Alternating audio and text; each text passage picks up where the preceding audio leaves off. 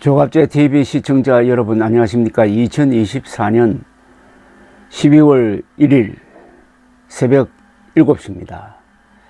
중동 사태가 완전히 네타냐후 수상이 이끄는 이스라엘 페이스로 흘러가고 있습니다. 최근 며칠 사이에 시리아의 반군이 시리아의 두 번째 큰 도시 알레포를 점령했다고 발표를 했는데 알레포의 상당 부분을 점거한 것은 사실로 보입니다. 왜 이런 일이 갑자기 일어났느냐 하면은 이스라엘과 헤즈볼라의 휴전과 관계가 있습니다. 이스라엘이 레바논으로 쳐들어가 가지고 레바논 남쪽에 포진하고 있던 헤즈볼라를 때렸습니다. 헤즈볼라는 그 사령부에 있는 인사들이 모조리 이스라엘의 암살 작전에 걸려가지고 다 죽고 말았습니다. 그러는 사이에 이스라엘이 헤즈볼라 간부들이 가지고 있던 호출기에 심어 놓았던 폭발물을 터뜨려 가지고 수천 명이 죽고 다치는 그런 사건도 있었습니다. 동시다발적으로 헤즈볼라를 공격을 했습니다. 그런데 이 헤즈볼라를 뒤에서 조종하고 있는 나라는 이란입니다. 이란이 이스라엘을 건드리다가 이스라엘이 또 이란을 공격을 했습니다. 이란의 방공 미사일망 또는 방공 무슨 시설을 때려 부숴버렸습니다. 그래서 사실은 지금 이란이 무방비 상태입니다. 방공망을 부숴버리니까 언제든지 이스라엘이 이란을 공격할 수가 있습니다. 특히 이란의 핵 개발 시설을 공격할 수가 있습니다. 그런데 그것은 하지 않고 있습니다. 겁을 주는 거죠. 그래서 코너에 몰린 헤즈볼라가 이스라엘과 60일간의 휴전 협상에 동의하지 않을 수가 없었습니다. 이 휴전 협상이라는 것은 한 국경선에서 30km쯤 떨어져 있는 곳을 흐르는 강을 경계로 해가지고 그 강 남쪽에 있는 헤즈볼라는 철수하고 북쪽으로 철수하고 그렇게 하면은 이스라엘도 단계적으로 철수하겠다. 일종의 완충지대를 만드는 겁니다. 그 완충지대를 관리하는 그는 레바논의 정규군과 유엔군이 한다. 이렇게 합의를 했습니다. 왜 헤즈볼라가 휴전에 동의하지 않을 수 없었느냐 하면은 계속 이스라엘과 싸우다가는 완전히 실을 말릴 판이 된 겁니다.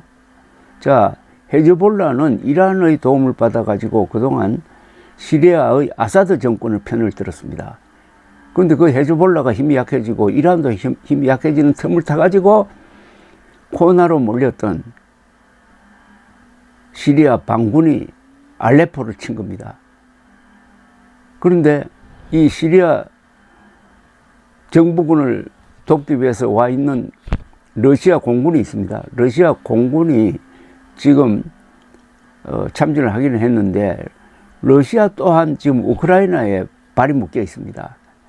요걸 틈타 가지고 반군이 공격을 한 건데 계속 알레포를 장악하고 있을지는 그건 두고 봐야 됩니다. 요것은 하나의 사례입니다. 자, 중동 사태가 왜 이스라엘 주도로 바뀌었느냐 하면은 역시 그것은 이스라엘의 군사력에서 나왔습니다. 중동은 이란 대 이스라엘 구도입니다. 이란 대 이스라엘 구도인데 이 사우디나 UAE나 이런 나라는 속으로 이란을 싫어합니다. 그러나 겉으로는 그렇게 표현하지 않죠. 오히려 이스라엘과 좀 관계를 정상화하려는 그런 생각을 갖고 있습니다. 그걸 부수기 위해서 하마스를 시켜서 작년 10월 7일 이스라엘을 쳤다가 이스라엘의 반격이 하마스를 지금 거의 멸망 상태로 몰아넣고 있습니다. 동시에 하마스를 조종했던 이란도 스트레이트를 맞아가지고 지금 휘청거리고 있습니다. 전체적으로 이란 세력이 약화되었습니다. 이란 세력이라면 이란, 헤즈볼라, 하마스입니다. 이게 동시에 약화되고 있는 것은 역시 이스라엘이 가지고 있는 막강한 군사력 그리고 정보력에 힘을 쓰고, 미국도 그런 이스라엘을 말리고 싶었지만은 이스라엘은 안보에 관한 미국의 명령을 듣는 나라가 아닙니다. 이렇게 되니까 지금 그동안에 네탄야후의 비판적이었던 뉴욕타임스라든지 미국 언론도 이스라엘 주도로 새로운 중동 질서를 만들 찬스가 왔다고 지금 글을 쓰고 있습니다. 역시 외교 무대에서 힘을 발휘하는 것은 군사력입니다. 네타냐후가 여러 가지 문제가 많은 사람입니다. 장기 집권하면서 부패건으로 지금 기소되어 있습니다. 그리고 지난 10월 7일 하마스의 기습을 막지 못했습니다. 그런데도 네타냐후가 죽기 아니면 살기로 버티면서 하마스를 끝장내겠다고 하는 쪽으로 밀고 들어가니까 반대하던 미국, 그리고 미국의 언론도 같이 따라오고 있습니다. 역시 힘으로 기정사실을 만들어버리면은 그게 따라갈 수밖에 없는 게, 이게 힘의 논리가 지배하는 국제 정세라는 것을 잘 들여다보게 만드는 것입니다. 이제 이스라엘은 상당히 여유를 갖고 대할 수가 있게 되었습니다. 왜냐하면 헤즈볼라가 휴전을 해버리니까 헤즈볼라가 이스라엘 북쪽에서 이스라엘 계속 미사일로 공격을 했습니다. 그래서 한 10만 명의 이스라엘 사람들이 피난을 갔어요. 이제 그 걱정을 안 해도 됩니다. 그 걱정을, 헤즈볼라는 거의 무력화됐다고 봐야 되고, 하마스는 이제 잔존 세력이 100명의 인지를 가지고 지하에서 버티고 있는데 이것도 아마 시간 문제일 겁니다. 그러면은 중동에서 이스라엘에 대적할 나라가 하나도 없습니다. 이렇게 함으로써 이란 세력이라면은 이란, 시리아, 헤즈볼라, 하마스, 예멘에 있는 후티족, 이렇게 되는 겁니다. 5개죠. 이것들이 다 동시에 약화됩니다. 이란이 총본산이니까 이란이 약해지면은 그 꼭두각시들도 약해질 수밖에 없는 거죠. 한편 이스라엘은 군사적인 압도적 승리를 지금 눈앞에 두고 있습니다. 하마스는 군사 조직으로서는 사실상 끝나버렸는데 개별적으로 지금 지하에서 싸우고 있을 뿐입니다. 자, 문제는 이 다음 단계가 뭐냐는 겁니다. 네타냐후는 지금 극우파하고 연정을 하고 있습니다. 극우파 세력은 원리주의적인 유대인들인데, 이들은 가자를 싹쓸이하고는 거기에 이스라엘 사람들이 예전처럼 돌아가서 정착촌을 만들어야 된다 하는 이런 계획까지 지금 밀어붙이고 있습니다.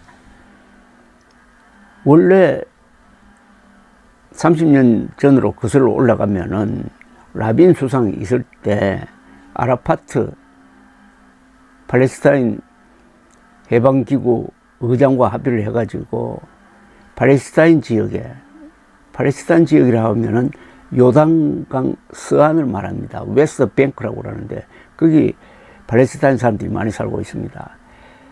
그리고 가자 지역, 이 두 개를 합쳐가지고 팔레스타인 국가를 설립한다. 국가를 설립하도록 해주겠다라는 약속을 했는데, 그게 네타냐후가 라빈 수상이 암살되고 네타냐후가 집권하면서부터 그게 끝장이 나버렸습니다. 거의 끝장이 나버렸습니다.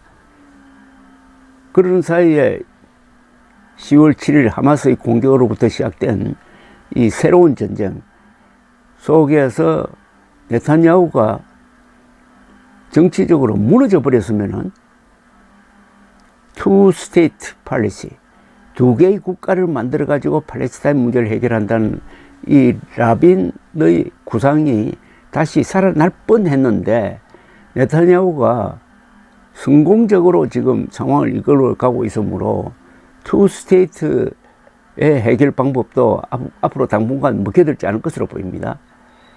그러면은 계속 그러면 팔레스타인이나 이슬람이 당하고만 있을 것이냐, 아니면 이 단계에서 어떤 새로운 질서가 중동에서 생길 것이냐 하는 것은 어디에 달려 있느냐 하면은 사우디아라비아에 달려 있습니다. 사우디아라비아는 중동에서 이란과 맞서는 순니파 국가죠. 이란은 시아파 국가입니다. 순니 시아파는 기독교의 개신교와 천주교 대립 이상으로 아주 대립을 오랫동안 해왔습니다. 그런데 작년 10월 7일 하마스의 이스라엘 공격 이전에는 사우디아라비아와 이스라엘이 국교 정상화하기로 거의 합의가 되어 있었습니다. 그러다가 그것을 노린 이란이 회방작전으로 하마스를 시켜서 이스라엘 치게 만들었는데 그게 역작용을 불러가지고 이제는 이란도 곤란해졌고, 그 대신 사우디아라비아는 이제 숨을 돌려가지고 언젠가는 이스라엘과 국교 정상화를 이룩할 가능성이 높습니다. 이래 되면은 중동에 상당히 평화 체제가 좀 굳어진다는 거죠. 그러나 언제까지나 이란을 약화시킬 거냐 하는 것은 이란이 가지고 있는 핵무기 개발 계획에 달려 있습니다.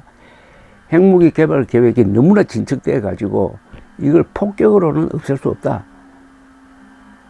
그 전 단계, 아직 거기까지 가지 않았더라면은 그 다음 단계는 이스라엘의 이란의 핵시설을 파괴를 해가지고 이란의 힘을 결정적으로 약화시키고, 거기에 반해서 온건한 UAE라든지 사우디아라비아 이런 나라들이 이슬람 국가에서 주도권을 잡도록 만드는 이런 게 가능해질지도 모르는 그런 아주 유동적인 상황인데, 현재로서는 중동의 주도권을 잡고 있는 사람은 네타냐후 이스라엘입니다. 감사합니다.